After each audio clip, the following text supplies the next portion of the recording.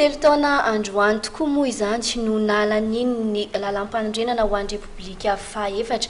Isan'ny antoko nanao tsia nandritra ny fifidianana ny lalam-panondrenana ho an'ny Repoblika fahaefatra izay moa ny antoko ziva, ary amin'izao fairaka ambin'ny folo ny volana desambra taona 2024 izao dia nitondra ny heviny mikasika ny fahitany ny Repoblika fahaefatra ny filohany ity antoko ity ny Docteur Rafaralay Malala Vonitsoa.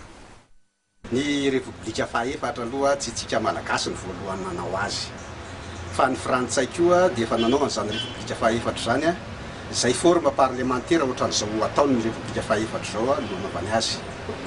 Tsy nahavita nanangana gouvernemanta, maro-potitra zareo tamin'izany, ary teo amin'ny 30 latsaka teo ny gouvernemanta nisy tao anatin'ny 10 taona.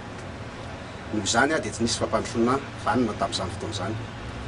Zahay ziva dia nanao tsia noho izany antony izany satria tsy mitombona ny anaovana repoblika parlementaire avy eo anatin'izao crise misy antsika izao, ary efa hitanay ziva mazava fa tsy maintsy hiditra any amin'ny repoblika présidentielle isika rehefa vita izao fifidianana izao, fa tsy hijanona amin'izao parlementaire izao.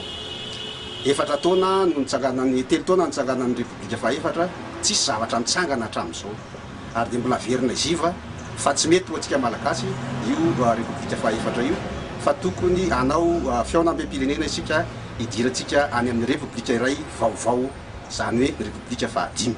Raha ny fahitantsika azy amin'izao fotoana izao dia hitantsika fa tsy voaja ny lalam-panondrenana io, ary na izy tokony ary dia tsy manaja azy. Ka ahoana moa no andajan'ny sasany azy, fa rariny sy hitsiny raha miditra amin'ny repoblika izay tena ho ekeny rehetra isika. Ny firaisambe iraisam-pirenena dia tsy nanaiky ny repoblika io, ny mpanohitra tsy nanaiky ny repoblika io lalam-panorenana io. Noho izany dia tokony hanao lalam-panorenana iraisana isika voahaja ary ekeny rehetra.